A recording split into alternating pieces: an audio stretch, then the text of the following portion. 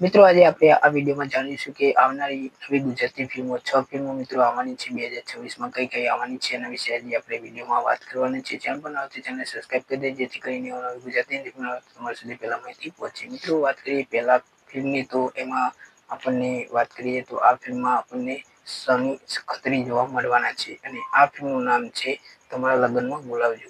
મિત્રો પહેલા તો કહી દઉં કે મારા લગ્ન થઈ ગયા છે અને સાથે મિત્રો બીજા લગ્ન થાય તો તમને બોલાવશે. તો મિત્રો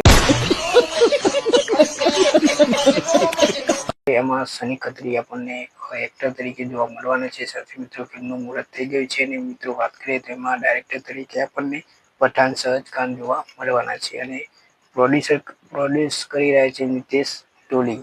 સાથે મિત્રો આ ફિલ્મ 2026માં આવશે અને સાથે મિત્રો બીજા ફિલ્મની વાત કરીએ તો મમ એક ભેદ. મિત્રો આ ફિલ્મનું ટ્રેલર જે છે યુટ્યુબમાં આવી ગયું છે અને આ ફિલ્મ જે છે આપણને 13 માર્ચે સિનેમાઘરોમાં જોવા મળવાની છે અને આ ફિલ્મ જે ખોટા સિક્કા તમે ટીમમાં જોયા હશે, કોમેડી કિંગ, ખોટા સિક્કા 3, ખોટા સિક્કા જે છે એમાં આપણને આ ફિલ્મમાં જોવા મળવાના છે. સાથે મિત્રો ડાયરેક્ટર છે અનુલ શાહ અને પ્રોડ્યુસર છે રૂપાલ શાહ.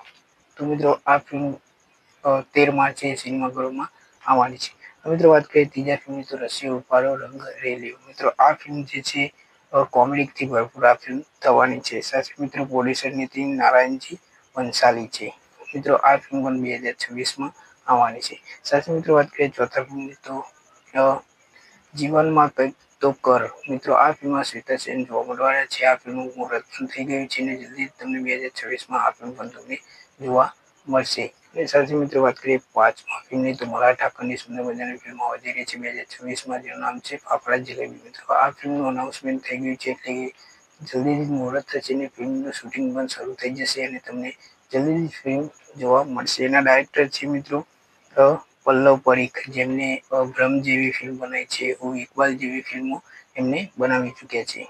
તો આ ફિલ્મ પણ કદાચ કોમેડી કે મર્ડર મિસ્ટ્રી વાળી ફિલ્મ થવાની છે.